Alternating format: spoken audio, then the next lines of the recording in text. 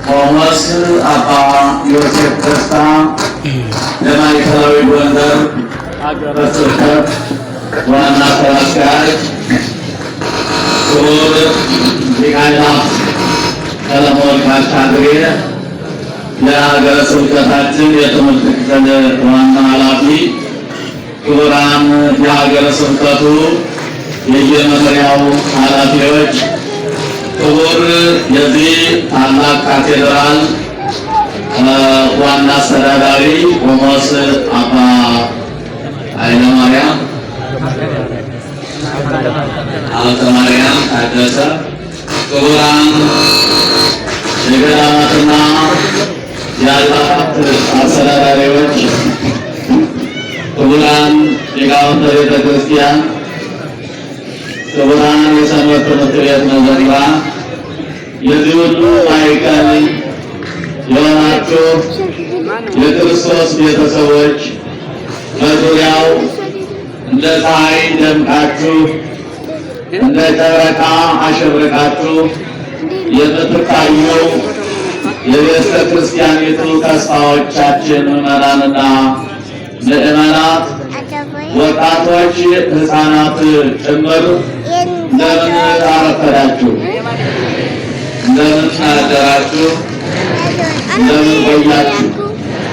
እግዚአብሔር አምላካችን በቸርነቱ ወዶና ፈቅዶ በዚህ ውጥንቅጥ ዘመን እግዚአብሔር ከመከራ ከሞት ሰውሮ እንዲሁ ዓለሙን ላዳነበት ዕለቱ እኛን በደሙ ለዋጀበት በቀራንዮ ላይ ውሎ ሥጋውን ቆርሶ ደሙን አፍስሶ እኔና እናንተን ወደ ጥንት ቦታችን ለመለሰን ለዚህ ዕለት እንኳን አደረሰን አደረሳችሁ። ምዕመናን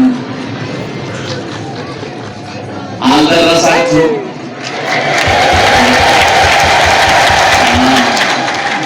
የወንድ ያሉ እስኪ ዛሬ ከኔ ጋር በገነት ትኖራለህ።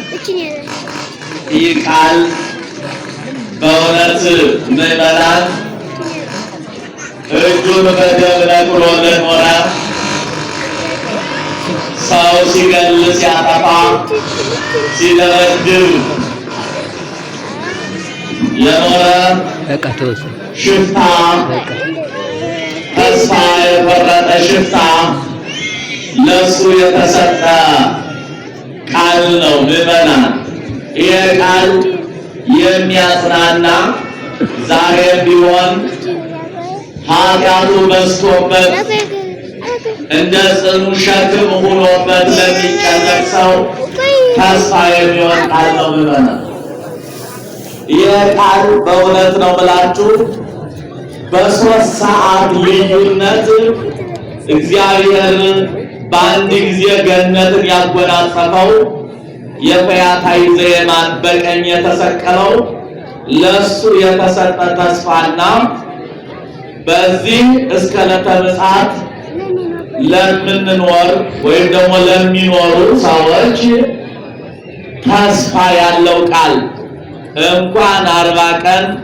80 ቀን ሱባኤ ይዞ ከአባቱ ጋር ተገናኝቶ ኃጢአቱን ተናዞ በምክረ ካህን በፈቃደ ካህን ለሚኖር ቀርቶ 3 ሰዓት እንኳን ለተናዘዘ ሰው ይቅርታን የሚያደርግ እግዚአብሔር አምላክ ነው ያለን። ክብር ምስጋና ለሱ ይሁንልን። ዛሬ ዓለም የዳነበት ቀን ነው። ምዕመናን ነቢያቱ ሲናገሩላት የነበሩ ዕለት ይህች ናት። ዓለም በዚህ ዕለት ነው የሞት ግታ ጻዕረ ሞት 5500 ዘመን ከሕገ ልቡና ጀምረው እስከ ሕገ ኦሪት እስከ ዘመነ ነገሥት እስከ ዘመነ ነቢያት ሕገ ልቡና የምንለው መጻሕፍት ያልተጻፉበት ዘመን ሲሆን ሕገ ኦሪት የምንለው ኦሪት የተጻፈችበት ሕግ ለነ ሙሴ የተሰጠበት ወይም ዘመነ መሳፍንት የምንለው እንዲሁም ዘመነ ነገሥት የምንለው የቅባት ነገሥታት ተቀብተው በእግዚአብሔር የሚነግሱ የነ ሳኦል የነ ዳዊት ዘመን ነገሥት ነው። እንዲሁም ደግሞ ቀጥሎ ያለው ዘመነ ነቢያት ምንለው እነ ኢሳይያስ የተነሱበት ወይም ደግሞ ቀጥሎ አራተኛው ዘመነ ካህናት ክርስቶስ የመጣበት ዘመን ማለት ነው። እስከዚህ ድረስ ሲነገር የነበረው ትንቢት የተፈጸመበት ዓለም በደሙ ስጋውን ቆርሶ ደሙን አፍሶ ከቁራኝነት የገላገለባት ዕለት ናት። እንግዲህ ምዕመናን ያው የምንሄደው በአጭሩ ሕግ ወዳፈረሱት አባቶቻችን ከዚህ ነው የምንጀምር።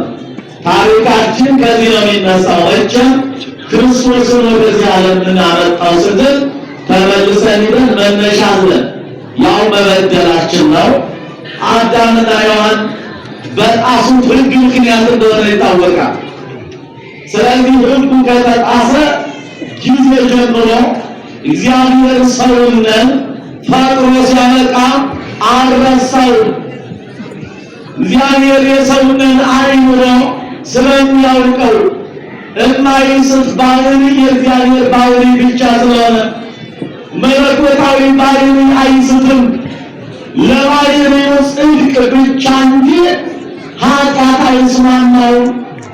ለባህሪው እውነት ብቻ እንጂ ሐሰት አይስማማውም። ጽድቅ እንጂ ኃጢአት አይስማማው አንድ የባህሪ አምላክ ኢየሱስ ክርስቶስ ብቻ ነው።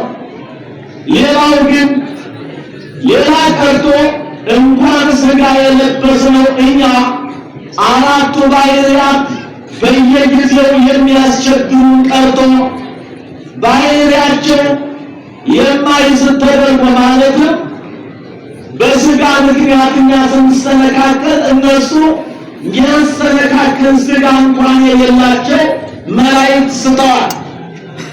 ሳተ ዲያብሎስ የሚያስቸግር ባህሪ ያልነበረው ማለት እኛ ሥጋ ተጭኖን ድካም ተጭኖን ውጣ ውረዱ ተጭኖን ነው እንድንስር። መላእክት ግን ባህሪ ያልነበራቸው ነገር ግን የፍጡር ባህሪ ስጦታ ስለሆነ ስጦታ የሆነ ነገር ይወሰዳል ይመጣል። ስለዚህ ከላይ ጀምሮ ከቅዱሳን መላእክት ጀምሮ የፍጡር ባህሪ የሚስቅ በመሆኑ እግዚአብሔር ጠንቃቃ አምላክ አስቀድሞ አስጠንቅቆ አስተምሮ ከመላእክት ከተማ ጀምሮ እስከ አዳም ልጆች ድረስ እያስጠነቀቀ ነው የመጣው። ይሁን እንጂ ቢያስጠነቅቅም የሰው ባህሪ ግን የመላእክት እንኳን ባህሪ ሳተ እንኳን የሰው ባህሪ። ስለዚህ መሳቱ ስለማይቀር እግዚአብሔር ቸሩ ግን የራሱን ቸርነት የራሱን ታዳጊነት አስቦ ከምሕረት ወደ ኋላ አላለም። ብንስትም እንደሚምረን ከተመለስን ካወቅነው እንደሚምረን እሱ ቃል የገባ አምላክ ነው፣ ቸር ነውና። ስለዚህ በዲያብሎስ ቦታ እኛ ተፈጥረን አዳምና ሔዋን ገነትን ከያዙ በኋላ አላመልክም ያለው ዲያብሎስ እሱ ከተማረረ ከእግዚአብሔር ከተጣላ በኋላ አዳምና ሔዋንን ከእግዚአብሔር ጋር አጣልቷቸዋል። ሕጉን እስከ መቃድ ድረስ አድርሷቸዋል። በአጭሩ እነሱ ስተው ንስሐ ከገቡበት ጊዜ ጀምሮ እግዚአብሔር ቃል ኪዳን ገብቷል እንደሚያድነው። ስቶ ዕፀ በለስን በልቶ ራቁቱን ሆኖ ሔዋንን እንዲሁ ተሯሩጠው ሂደው ከዕፀ በለስ ስር ሂደው ሲገቡ እግዚአብሔር ከሰዓት በኋላ መጣ ይላል ኦሪት ዘፍጥረት ምዕራፍ 3 ላይ። ከሰዓት በኋላ ሰኮና ብእሲን እያሰማ መጣ ይላል።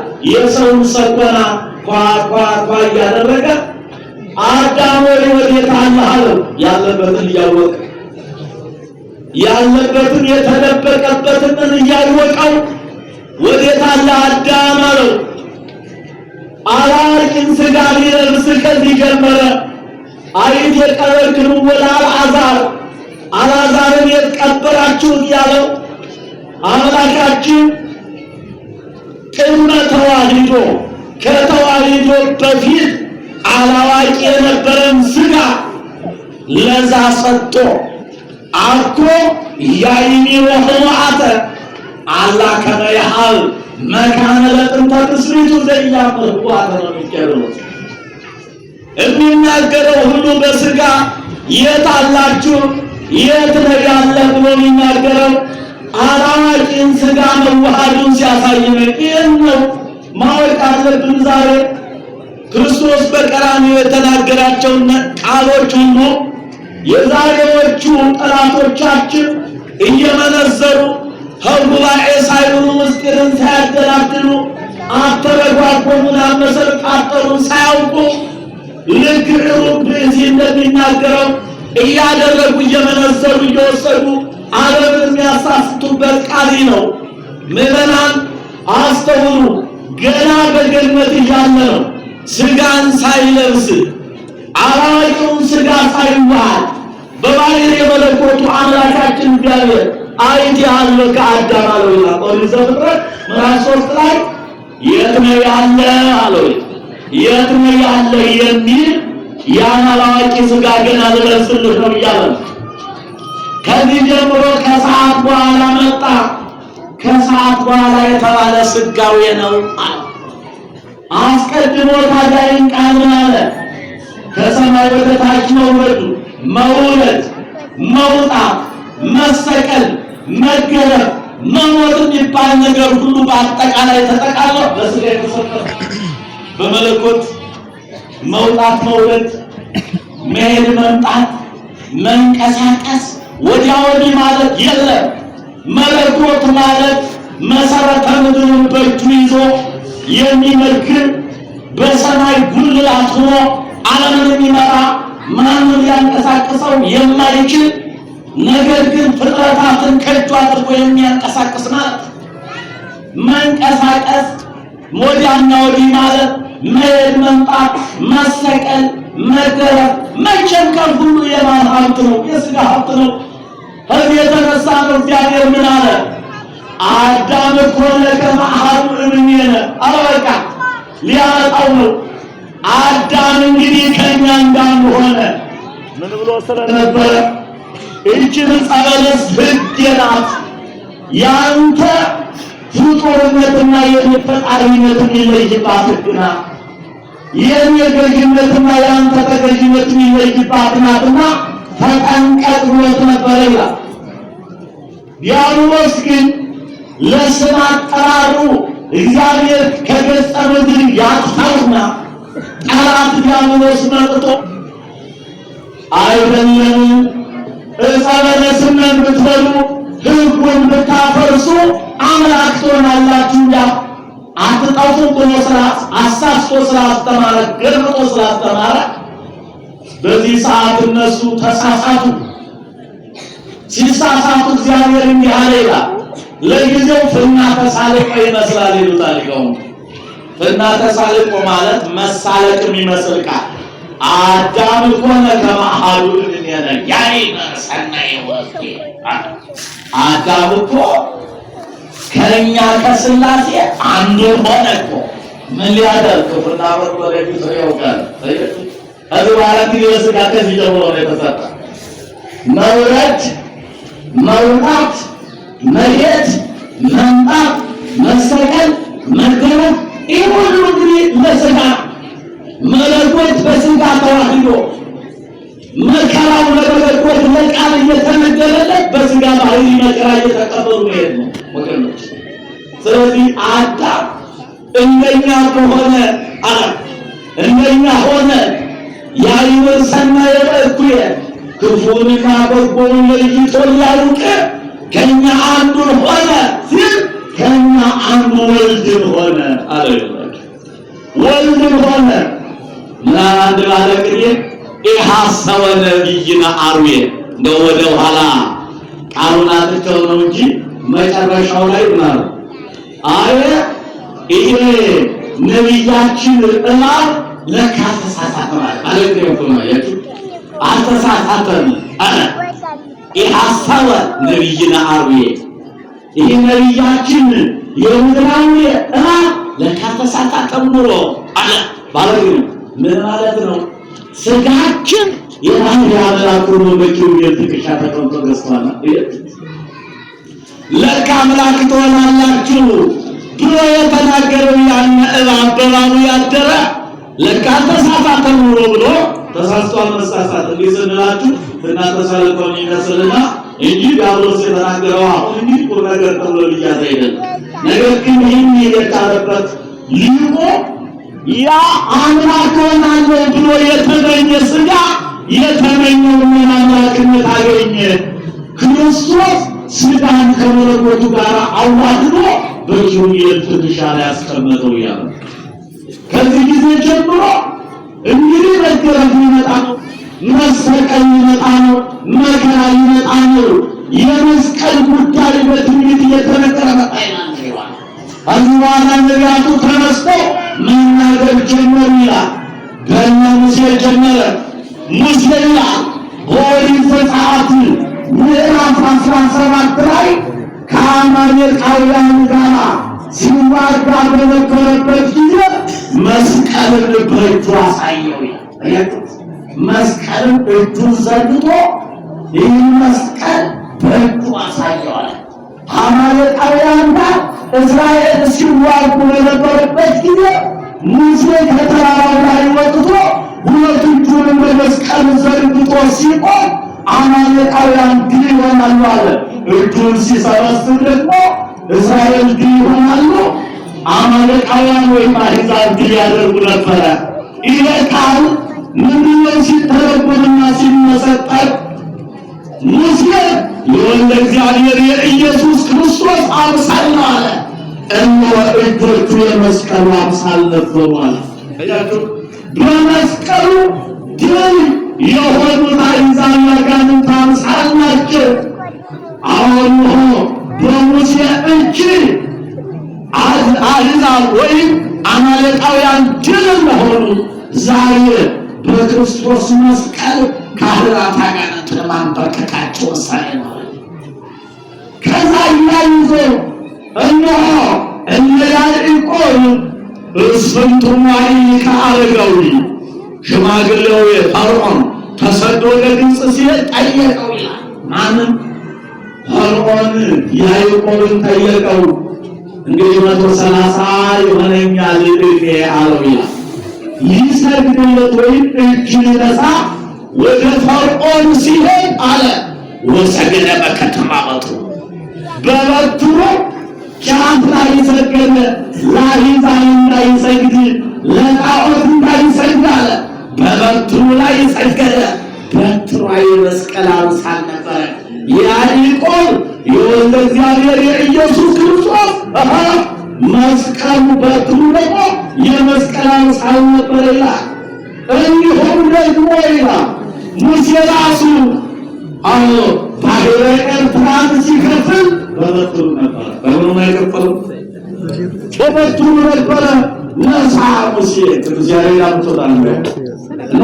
ዘጸአት 14:21 ጀምረን ሙሴ ዘጠበባል ሙሴ ባሕሩን ምታት በበትሩ አለው። ለጊዜው ኤርትራ ናት የምትከፈለው፣ ፍጻሜው ግን ኤርትራ የባሕረ ገሃነም አምሳል። ሙሴ ለእግዚአብሔር ምሳሌ፣ ፈርዖንና ሰራዊቱ የዲያብሎስና የሰራዊቱ አምሳል ናቸው አለ። ባሕረ ኤርትራ ሰይጣን ምሳሌ ባሕረ ገሃነም። ዛሬ አምላካችን እንደ ዛሬ ተሰቅሎ በመስቀሉ ባሕረ ገሃነምን ሰንጥቆ እነሆ ነፍሳትን የሚይዞ የምትሄድ ሙሴ ከኔ ጋር ትመራለህ ባለው በፈያታዊ መሪነት ገነት ወስዶ ነፍሳትን ለማስገባቱ አምሳል ነበረ ይላል። ነሣ ሙሴ አለ እግዚአብሔር።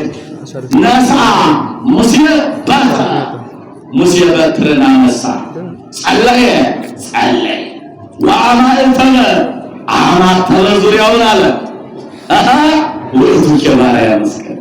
ይኸው በመስቀል አምሳል ነው። በመስቀል አምሳል እንዲህ እያደረጉ ሲናገሩበት መጡ።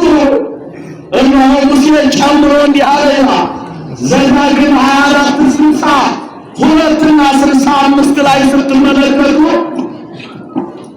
አዎ እስራኤል ሕይወትህን ተሰቅላ ታያታለህ አለ። ሕይወትህን ተሰቅላ ታያታለህ። ለጊዜው ሕይወቱ የተመሳቀለች ናት፣ አይመችህም። በበረሃ ለበረሃ ነው የምትሄድ። ስለዚህ አንተም አትመችም፣ ሕይወትህም አይመቻትም ማለት ለእስራኤል ነው ለጊዜው። ፍጻሜው ግን በምስጢር አጠርተው ይጠቅሱታል። እስራኤል ትቤዕያ ለሕይወትከ ወይትተአመና ሕይወትህን ለወልድን ሕይወትህ ወልድን ተሰቅላ ፊት ለፊት ታያታለህ ማለት በሴት አንቀጽ ጠቀሰው። ጀግንነት በሴት አንቀጽ ይጠቀሳል። ጀግና ወንድ በሴት አንቀጽ ይጠቀሳል። ሰነፍ ሴት ደግሞ በወንድ ይጠቀሳል። ይናውቃለን። ጀግና የሆነ እንደሆነ ወንድ አቤት እጭ ሰውዬ ይባላል። ሴቶች ደግሞ ሰነፍ አየሁኝ ሴት ይባላል። ስለዚህ ጀግንነት ነው በሴት የተጠቀሰው ጀግና ማለት ነው። ብዙ ጊዜ ክርስቶስ ጥበብ እየተባለ ጥበብ ሐነጸት ማለት ነው። ጥበብ እኮ እንዲህ አደረገች፣ ጥበብ እንዲህ አደረገች ያለ ወንድም በሴት አንቀጽ ጀግንነቱ ዓለምን ከፈጠረበት ጥበቡ ሰውን ዓለምን ያዳነበት ጥበቡ ይበልጣል የተባለ ስለመጣ ብዙ ጊዜ እንደዚህ እያለ ይናገራል ማለት ነው። እና ምን አለ ሙሴ እስራኤል ትቤዕያ ለሕይወትከ ሕይወትህ ወልድን ተሰቅሎ ታየዋለህ ወይትተአመና ነገር ግን አታምንበትም። ለዛሬቱ ቀን ሲናገር ተሰቅሎ በፊት ታየዋለህ ግን ትዘብትበታለህ እንጂ አታምንበትም። እንዲህ እያለ መጣ ነቢየ እግዚአብሔር ሙሴ ዳዊትን በዘመነ ነገሥት አለ እግዚአብሔርሰ ንጉሥ ውእቱ አለ። እነሆ መዝሙረ ዳዊት መዝሙር 73 ቁጥር 12 ላይ እንዲህ ይላል። ምንድነው ይመና እግዚአብሔር ካለም በፊት ምን ነበረ? ንገሩኝ እንጂ ንጉሥ ነበረ፣ ንጉሥ ነው። ወገበ መድኃኒተ በማእከለ በምድር መካከል እነሆ ድህነትን አደረገ። በምድር መካከል ኢየሩሳሌም ናት። እምብርት ናት ኢየሩሳሌም። ለጊዜው ፍጻሜውስ ቤተ ክርስቲያን ናት። ወገበ መድኃኒተ በማእከለ ምድር ለጊዜው ኢየሩሳሌም፣ ፍጻሜው ቤተ ክርስቲያን። ዛሬ ሥጋውን እየቆረሰች ደሙን እያፈሰሰች እያላች የምትኖርማ ቤተ ክርስቲያን ማለት ነው። ይህንን ይናገሩ ነበረ። እነሆ ነቢየ እግዚአብሔር ኢሳይያስ በተለይ ያ ገናና አምላክ ያ ንጉሥ ዛሬ አይሁድ በፊታቸው ላይ ኖረሉ ያዙኝ ብሎ ከተያዛቸው በኋላ ሲዘብቱ ምራቃቸውን ሲነፉበት ወጡ። ስርዓት ዓለም በእጁ የተጨበጠችውን አምላክ በሰከንድ እንደ እንቁላል ማፍረጥ እንደ ሰማ ቀለጥ እንደ ውሃ ማፍሰስ የሚችለውን አምላክ ጨብጠው ይዘው የወደቀን ግንድ ምሳሌ ይበዛበታል የሚለው ያ ትናንትና ምኩራብ ላይ የተሸረበ በሶስት የተሸረበች የገመድ ጅራፍ ይዞ ቤተ የስራ ቤተ ጸሎት ይሰማይ ዋንተ ወሰረሰይክሙ ወዴት አቆያቸው ሰረክት አለ። በምኩራቡ ገብተው ያላቸው ውጡ ከዚህ ምኩራብ አለ። አንድ ጅራፍ ይዞ ነው የሮም ወታደሮችን አካባቢውን ይዘው የመገላቆስ ወታደሮች የሄሮድስ ሰራዊት በዙሪያው ከቦ መሳሪያ አቅርቦ በተቀመጠበት ላይ ቤተ መቅደስ ላይ ሲሳለቁ ሲሸጡበት ሲለውጡበት ካህናቱ በዛን ሰዓት የነበሩ የታዩ አንድ ትንሽዬ ጅራፍ ይዞ መጣና ውጡ ስላቸው ጊዜ በፊቱ የቆመ አልነበረም። ያ ሁሉ ወታደር፣ ያ ሁሉ ሰራዊት፣ ያ ሁሉ ሰልፍ እሱ ፊት የቆመ አምላክ እኮ ነው። በስጋ ተገልጦ እኮ ነው። በአጭር ቁመትና በጠባብ በሶስት ክንድ ቁመት እኔና እናንተን መስሎ እኮ ነው። ይህም እኮ ያጣው ይኸው መናፍቁ ይህን ሳያውቅ ሳይረዳ ከጉባኤ ሳይሆን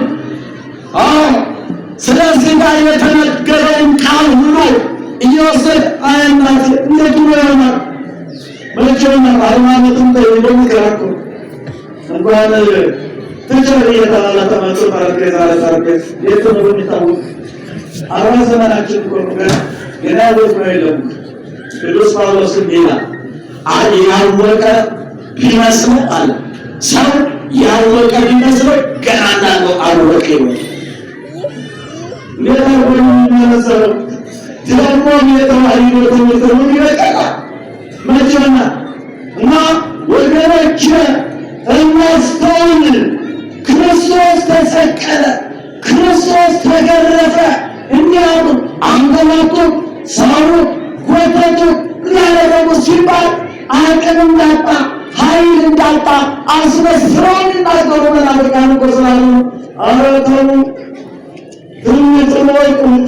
እንዲህ ይላል እኮ ኢሳይያስ እነሆ በትንቢተ ኢሳይያስ ምዕራፍ 53 ላይ ነሥአ ደዌነ ወጾረ ሕማመነ እነሆ እርሱ በእውነት ደዌያችንን ተቀበለ መከራችንን አዳምና ሔዋንን ዲያብሎስና ሰራዊቱ ይደበድባቸው ነበር በሰይፍ በረቂቅ ሰይፍ መከራ ያሳያቸው ነበረ። ያንን ደዌ የአዳምና የሔዋንን መከራ ተሸከመ እያለ ይናገርለት ነበር። ይህ ብቻ አይደለም። መጽሐፍ ይላል ከመ በግ ይጠራህ ወከመ በግ ዘይነጥብ በቀናጤ ቀርቶ ነው።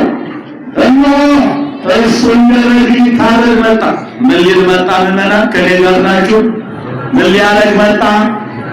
እንደ በግ ሊታረድ መጣ። ይለክምኝቶች በእንዲይዙት እንዲመታ፣ እንዲደበደብ፣ እንዲታሰር፣ እንዲጨነቀር ያደረገው ይሄ ትንቢት ነው።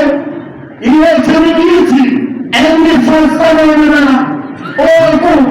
በፈቃዱ ነው የተገረፈው፣ በፈቃዱ ነው የተሰቀለው፣ በፈቃዱ ነው የሞተው፣ በፈቃዱ ነው ነፍሱን ከሥጋው የለየው፣ በፈቃዱ ነው ወደ መቃብር የወረደው፣ በፈቃዱ ነው ነፍሱን ከሥጋው ጋር አዋህዶ ሞትን ድል አድርጎ የተነሳ በሥልጣኑ ይመራል። እወቅ ምዕመናን ልታውቁ ይገባል። ያ ትናንትና ሞቶ ከዚህ የትየሰብ የተጸሎት ይሰማኝ ወአንትሙሰ ከመክሙ ወበአት ፈያቶ ሰረቅት እናንተ የወንበዴ ዋሻ የሌባ ጋሻ አደረጋችሁ ውጡ ብሎ ሲናገር ከፊቱ የቆመ አልነበረም። ወጥቶ ተነስቶ ሄደ። ለምንድን ነው? እንዴት ነው ይህ ስልጣን ዘመናዊ ተመኙ ትገብር ዘንተ ይህ ስልጣን በማን መብት ነው የምታደርገው? ጨንቋቸው ቆማሉና የታዩት እኔም አንድ ጥያቄ ጠይቃችኋለሁ አላቸው። ጥምቀቱ ለዮሐንስ የዮሐንስ ጥምቀት ከሰማይ ናት ወይስ ከምድር? ይህን ጥያቄ መልሱና እኔ ልመልስላችሁ አላቸው። ከሰማይ ነው ብለው ለምን ነው ዮሐንስን ማታከብሩት? ሌላም ደግሞ ከሰው ነው ብለው እንዲሁም ደግሞ ሰዎች ደግሞ ዮሐንስን ያከብሩታል፣ እንደ መምህር ይፈሩታል፣ እንደ አባት ያከብሩታል። ስለዚህ አናውቅም እንበለው አሉና አይሁድ አናውቅም አሉ።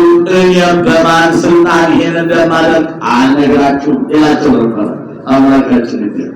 ስለዚህ ያን ገበያ ሲፈታው ሲለው ኦሪትንን ከነጓዟ ከነተፈዋ ሲያሳልፋ ጠያቂም አልነበረም። ወገኖቼ ስለዚህ ምን እየተናገረ ስለነበረ ነው? ይህን ማወቅ ምዕመናን እንዴት ነው ያለ ሰማይና ምድር በእጁ የያዘ ዝናብ ከእጁ የሚዘንበው ፀሐይ ከእጁ ጨረቃ ከዋክብት ከእጁ የሚያበሩ ያሉቻወስን በእጁ ይዞ እስከዚህ ብጽሒ ወይትታገዊ ወሰንቺ ዳይሚት ከወስማይ ለልቂ ሞስኬትኪ ውቅያኖስ ሆይ ባለሽበት ቁሚ ወይት አወዲያና ወዲያ አትበይ ማይበልሽ ሞገድሽ ከዛው እየዘለለ ይረፍረፍማት ብሎ ከእጁ ላይ ውቅያኖስን ያቆማለ በአጭር ቁመትና በጠባብ ደረት መጥቶ እጅ ሲያዝ እንዴት በእናት እያሰብነ ራቡ የፈቃዱ መንገላታቱ በፈቃድ ሰውን ወዶ እኛንና እናንተን ወዶ ሲፈጥረን ባሪያውና በምሳሉ ፈጥረን ስለነበረ የፈጠረውን ሥጋ ተዋህዶ የተቀበልነውን መከራ ለራሱ አድርጎ እኛን ለማዳን እንጂ አቅምና ኃይል አጥቶና ለመናፍቃን እንድታውቁ ሆነ። ስለዚህ የእኛ አምላክ እንዲተነገረለት መጻ ይቀጣ ከመበክት እንደ በጉ ሊታረድልን መጣ ለኢሳይያስ ወከመ በግ ዘይነብብ በቅድመ ዘይቀርጾ በጉን ጠጉሩን ሊሸርጡት ይዘው ጠጉሩን ሊቆርጡት ይዘው ሲሄዱ ለምንድን ነው ጠጉሬን የሚሸርጡኝ ወይም ደግሞ መስቆርጡብኝ? የሌሊት ቁር ወይም ብርድ የቀን ሐሩር ወይም ፀሐይን የሚከለከልበትን ጠጉሬን ለምንድን ነው የምትሸርጡት ወይም የምትቆርጡት ብሎ እንደማይናገረው በግ ያባላቂ ነው። በግ ነው። ክርስቶስ ግን አውቆ በግ የሆነ ነው። ግን ስለዚህ አለ ወዲህ ሲመክቱት ወዲህ ሲያደርጉት ዝም አለ ይላል። ዝም አለ በእውነት ይህ ስለተነገረለት እንዳልፈራ እንዳልተሸማቀቀ ዛሬ እሱን ለአብነት አድርገው ወደ እሳቱና ወደ ስበቱ የሚፈሩ እነ ሰለስቱ ደቂቅ እነ ቅዱስ ጊዮርጊስ ሌሎቹም ሰማዕታት ዛሬም ሰማዕትነት የሚቀበሉትን አምላካችን ለእኛ ትዕግስት እንዳሳየ እኛም መንግሥተ ሰማያትን ለመውረስ እንዴት መከራን አንታገስም ቢሉ አብነት ለመውጣት አሁን ዝም አለ። አሁን እንዲህ እያለ መጥቶ የእኛን አምላክ ፈጣሪያችን እነሆ ሰኞ መከሩ፣ ማክሰኞ መከሩ። በመካከላቸው ጣስ አድርጎ ተነስቶ ሲሄድ ሊይዙት ይፈልጋሉ። ጊዜው አልደረሰምና ሌላ ቀርቶ በማቴዎስ ወንጌል 16 ቁጥር 21 ጀምሮ ወደዚች መስቀል ሊመጣ ሲል ለሐዋርያቱ እንዳይደረግጡበት አዲስ ግንታዊ ነገር እንዳይሆንባቸው መናገር ጀመረ። እንዲህ አለ፣ ናሁና አርግ ኢየሩሳሌም፣ ወደ ኢየሩሳሌም እንወጣለን አለ። ወይርህዙ ወለወንጀል ዋለነው የሰው ልጅ ይይዙኛል፣ ወይቀትሉዎ ይገሉኛል፣ ወይትነሣ በሳልስ ዕለት በሦስተኛው ቀን ግን ሞትን ድል አድርጎ ይነሣል፣ ድል አድርጌ እነሣለሁ ይላቸው። እንዲያ ሲላቸው እነሱ ግን ምን ይላሉ? እነሱ ግን ቅዱስ ጴጥሮስ ሹመት ለጊዜው ሹመት ይቀርብኛል ብሎ በሌላ ጊዜ ግን ስለሱ ይሳሳ ነበር፣ ስለ ፍቅሩ ይሳሳ ነበር። ክህደት በሱም ጸንቶ ነበረና ጌታዬ ሆይ ያለው ይላል። ጌታዬ ሆይ አይሁንብህ፣ አትሙት አለ ይላል። ዘራለና ሁሉ እንግዲህ የሰይጣን አንተ ሰይጣን እስመ ኮንከኒ እቅፍትየ አንተ ነው እኔም አትሙት ማለት የነቢያት ትንቢት ሐሰት ነው ማለት ነው። አላያችሁት? እኔን አትሙት ማለት ነቢያትን ሐሰተኞች ማድረግ ነው። እንደ በግ ይታረዳል ብለው የተናገሩት እነ ኢሳይያስን ሐሰተኛ ማድረግ ማለት ነው። ወገን በመድኃኒተ በመንገድ በምድር መካከል መድኃኒት ላደረገ ያሉነ ነቢዩ ለዳዊትን ሐሰተኛ ማድረግ ነው። ይህ ብቻ አይደለም፣ እኔ ካልተሰቀልኩላት እኔ የኔ ሥጋ ካልተቆረሰ የኔ ደም ካልፈሰሰ ገነትን የሚከፍታት አንድ መስዋዕት የለም አለ። ተደከም ዘመን እንግዲህ 5500 ዘመን እነ ኢሳይያስን በመጋዝ ተሰንጥቀውላት ነበር። እነ ኤርምያስ በድንጋይ ተወግረውላት ነበር። ስንት መከራ ታይቷል። እነ ጉል መስዋዕት ወርዷል። በጎች ብዙ በጎች ታርደዋል። ብዙ መስዋዕት ቀርቧል። ያ ግን ግዳጅ ፈጽሞ እነሆ በዕፀ በለስ ያዘጋትን ገነት የበለስ ደም ፈሶ የተዘጋችውን ገነት የሚያስከፍት መስዋዕት አልተገኘም። የሩቅ ብእሲው መስዋዕት ሊከፍታት አልቻለም። አሁን በሊቀ ካህናቱ ቦታ ገብቶ ራሱ ሊቀ ካህናቱ ሞላት፣ ራሱ መስዋዕቱ ሞላት፣ ራሱ ተወካፊ መስዋዕት። እንዲህ ይለዋል አትናቴዎስ ለሊሁ ሰዋቂ ወለሊሁ ተሰዋቂ ወለሊሁ ተወካፊ መስዋዕት ምስለ አብ ወመንፈስ ቅዱስ። ራሱ መስዋዕት አቅራቢ፣ ራሱ መስዋዕቱ፣ ራሱ መስዋዕቱን ከባሕርይ አባቱ ጋር ሆኖ ተቀባይ ይላል። አስተውሉ እንዳትሳሳት። የፈጣሪ ኃይል የፈጣሪ ስልጣን እንደ ፍጡር አድርገህ አይተህ መንግሥቱን አትወርስም። ልንገርህ ወገኔ፣ ክርስቶስ ከራሱ ጋር አስታረቀን ሲባል፣ ክርስቶስ መስዋዕት አቀረበ ሲባል ከፍጡራን በተለየ ሩቅ ራሱ በኪዳኑ ትምህርት ሲያስተምረን አምላካችን እንዳለ ወሶበ ኮነ ድኩመ ለሊሁ ቅድመ ያዕረጉ በእንተ ርእሱ ወድኅረ በእንተ ርእሱ። ካህኑ አለ ሊቀ ካህናቱ ደካማ ስለሆነ ያለ ክርስቶስ ነው ራሱ ቆመ። ያ ደካማ ሩቅ ብእሲ ሊቀ ካህናት አለ ክርስቶስ ራሱ ሲናገር፣ ያ ደካማው ሊቀ ካህናት ቅድመ ያዕረጉ በእንተ ርእሱ መጀመሪያ መስዋዕት ለራሱ ያቀርባል አለ። ማረኝ ይቅር በለኝ መጀመሪያ የኔን መስዋዕት ተቀብለህ ማረኝና ሕዝቡን ይቅር በልልኝ ይላል። እኔ ግን አለ ለባሕርዬ ኃጢአት የማይስማማኝ ሩቅ ብእሲ ያልሆንኩ መለኮት በሥጋ ተገልጬ ነው። ስለዚህ አለ ራሱ ምን አለ መስዋዕት ራሱ አቅራቢ ሆነ አለ። መስዋዕቱ ራሱ ሆነ፣ መስዋዕት ተቀባዩ ራሱ ሆነ። ይሄ ከፍጡር ጋር አይገናኝም። አስተውሉ ወገኔ፣ እናስተውል። የክርስቶስ ሊቀ ካህናትነት በሊቀ ካህናት ቦታ መግባት ነው። ይሄን ካላመን ክርስቶስ ጸለየ ሲል ለማስተማር ነው። ክርስቶስ ተራበ ሲል ለማስተማር ነው። ክርስቶስ ተንገላታ ሲል በፈቃዱ ነው። ሁሉም ነገር ስለሰውና አምላካችን የባሕርይ አምላክ ነው።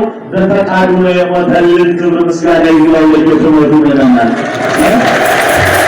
እና ሰውን ተሰባስበው መጡ። በዛሬው ዕለት እንደዛሬ የዛሬ 2017 ደርሰናል። ሲፈልጉት ረቡዕ ቀን ምክራቸውን ፈጸሙ። ረቡዕን የምንጾምበት ምክንያት አይሁድ ተሰብስበው ምክራቸውን ፈጽመውባታል። ይህችን ዕለት በዚህ ዕለት እኛ እንደሰትባትም የክርስቶስ ምክር እንዲሰቀል የተመከረባት ቀን ናት ብለን ነው። ረቡዕን ክታር በሚበላ ሰው አይሁድ ክርስቶስ ቢሰቀል ባይሰቀል ጉዳዩ ማለት ነው። ዓርብ እንስሳ ደግሞ ተሰቀለ ብለን ነው። ቢሰቀል ባይሰቀል የራሱ ጉዳይ ልትል ነው። ዓርብን ክታር ገምትበላው ወላኔ ተፈቀድ እንጂ። ስለዚህ ሐሙስ ማታ ለዓርብ አጥቢያ ያልታደረ ሰው ከተመረጠ በኋላ የሚከስር ተመርጠን አንክሰር። ተቀድሶ ከመርከስ እግዚአብሔር ይሰውረን። ምመና በገንዘብ ምክንያት አለ ስንቱ ይሁዳ ዛሬ ተፈጠረ። አሁን ይሁዳማ መተና ተገላገሉ እኮ። ዛሬ ሳስንቱ ነው ወንድሙን እየቆለመ እየሸጠ ይላል። ከይሁዳ አልባሳት ሰው ወገኖች ወደ ምጽዋት አስቀምጦ ከመቶ 10 ያገኝ ነበረ። በመጀመሪያም ትንቢት ተነገረበት። መጨረሻም እግዚአብሔር ፍቅረ ነዋይ እንዳደረበት አውቆ በጅር ወንድ አድርጎ ሽሞት ነበረ። በዚህ ምክንያት በ300 ብር ሊሸጠው ተስማምቶ ሌሊት መጣ ይላል። አይሁድን ሰብስቦ እንደዛሬው ዕለት ይዟቸው ሌሊት መጣ። ዮሐንስ ክርስቶስን በመልክ ይመስላል። ወልደ ነጎድጓድ ዮሐንስ መልኩ ክርስቶስን ይመስላልና ክርስቶስ ነው ብላችሁ ዮሐንስ ወልደ ነጎድጓድን እንዳትይዙ። እውነት ነው።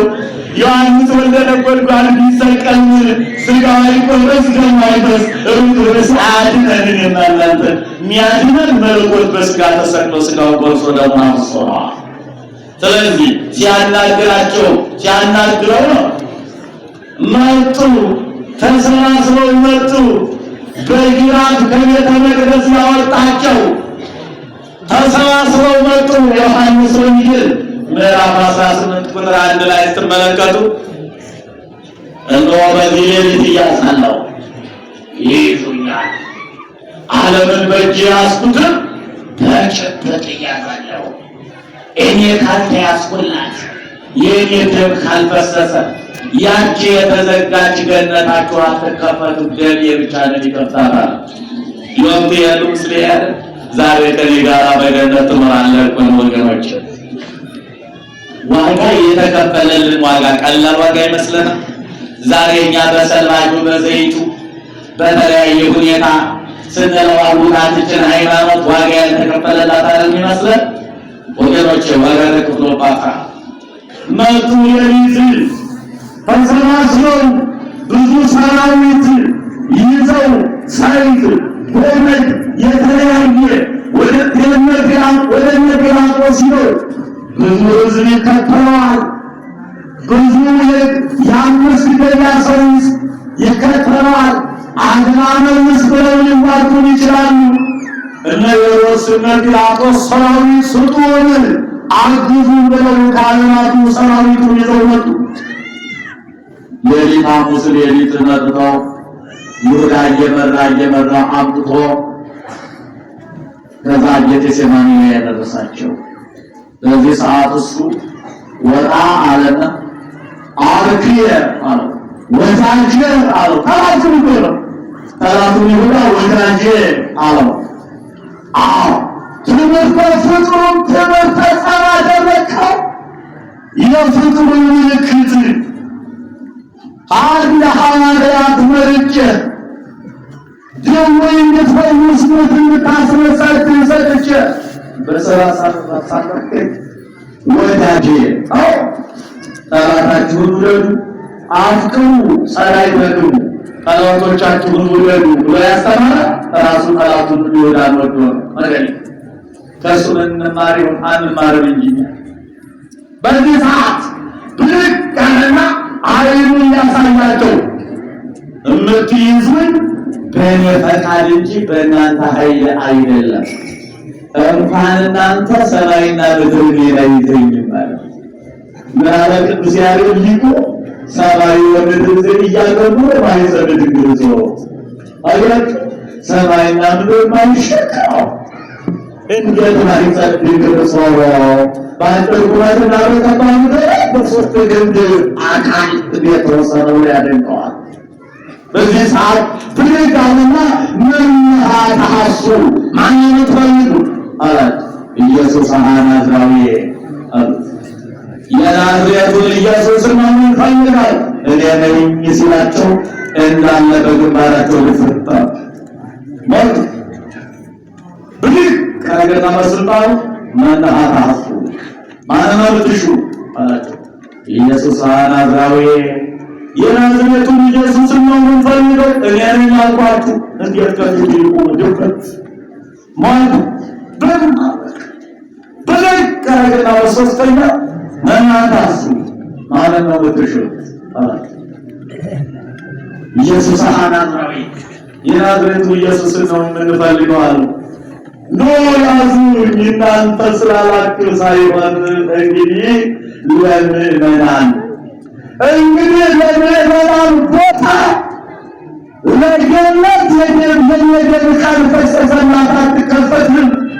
ምእመናን ወደ ቦታቸው መመለስ አይችሉም። የደም ካልፈሰሰ ምእመናን ዋጋ ተከፈለልን። ሁሉ ምስጋና ይሁን አምላካችን።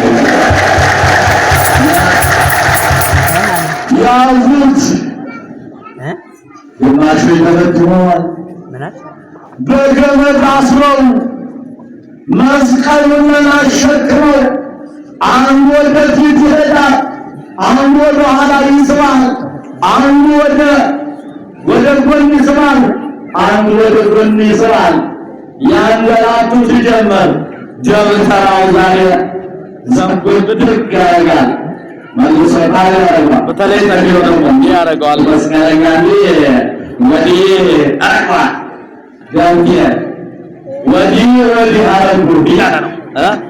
ዛሬ መሬቱን አንስቶ ሲመጣ በዘንግ ወቆርሞ ርዕሶ በህለት ማቴዎስ ወንጌል ምዕራፍ 27 ላይ ራሱን በዘንግ መቱት። አቤት ደንበራ መቼም በደንብ አድርጎ የእንትኑን የመከራውን ይሰፋዋል ይላል። መስፋት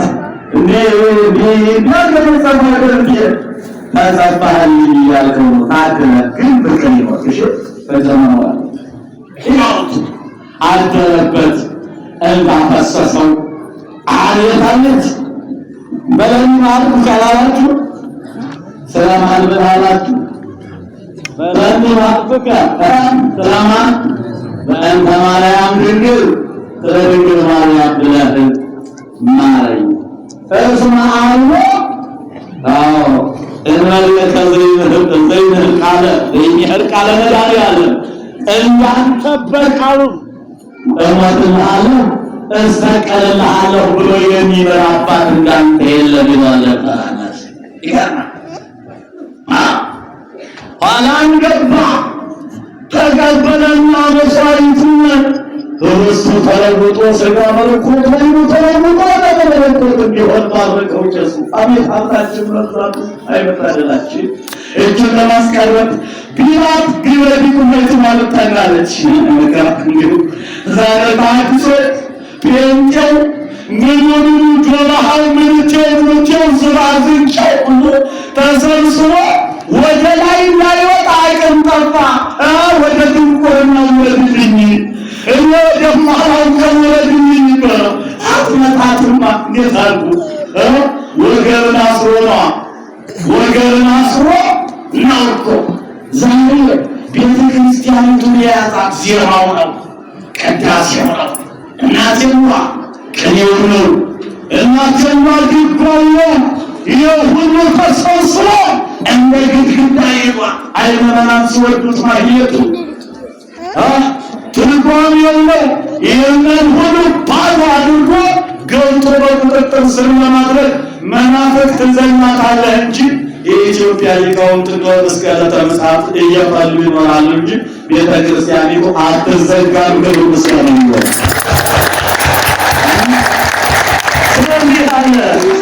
ስለዚህ የኛ ጌታ እንደ ዛሬ እየገረፉ እየተመተሩ በጅራት በኦሪት ሕግ የተገረፈ አይሰቀልም።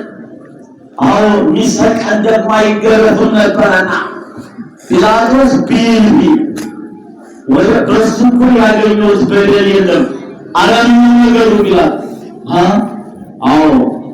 እኛ በደል ባናገኝበት ወደ እናንተ ሲጠፋ እኮ ነው በደል በክርስቶስ ላይ በደል ሲጠፋ በደል ባይኖር ወደ አንተ አላቀረብነው ይሰቀልልን አሉ። እንዲህ ጊዜ እሱ አሳልፎ ምናልባት እንግዲህ በኦሪት ሕግ የተገረፈ አይሰቀልም ደግሞ የሚሰቀል አይገረፍም ብሎ ባይሆን ገርፍ የልተውላቸው ብሎ ገራፊ አስነስቶ ያስገርፍ ጀመር። እየገረፉ ኦሪታቸው ከ40 አታሳነስ ከ40 አታብልብል ነበርና 40 እንዳይሞላባቸው 39 ሲደርሱ ተሳስቻለሁ እያሉ ጀምሮ ነበር። በእኛና 6666 ተገርፎ በዛ እንደ ዛሬው ዕለት በዕለተ ዓርብ በ3 ሰዓት የተሰቀለውን አምላክ በአምላክነቱ አምኖ ተዘከረኒ እግዚኦ በውስተ መንግሥትከ አቤቱ በጌትነትህ በመጣህ ጊዜ አስበኝ ሲለው ምን ገና እስከ ዕለተ ምጽአት ትጠብቃለህ? አንተ በዛሬው ዕለት ትገባለህ። ዓርብ ዕለት ነፍሳትን ወስዶ በሕያታይ ዘየማን አማካኝነት ቦታችንን ገነትንና በተለይ እታችንን ሁሉ ደምስሶ በዛሬው ዕለት ወደ ጥንት ክብራችን መለሰን። ክቡር ሰባኪ ለዚህ ዋጋ ለከፈለን ለሰራዊት ጌታ ለአምላካችን ለእግዚአብሔር ክብርና ምስጋና ይሁን። ለዚህ መለኮትን በሥጋ ወስና ሀሊብ ድንግልናዊ አጥንታ አሳድጋ ለመሥዋዕት ላበቃች ለድንግል ማርያም የጸጋ ምስጋና ይሁን። ወስብሐት ለእግዚአብሔር። ከሞት በሕይወትና በሰላም ያድርሰን። ወስብሐት ለእግዚአብሔር።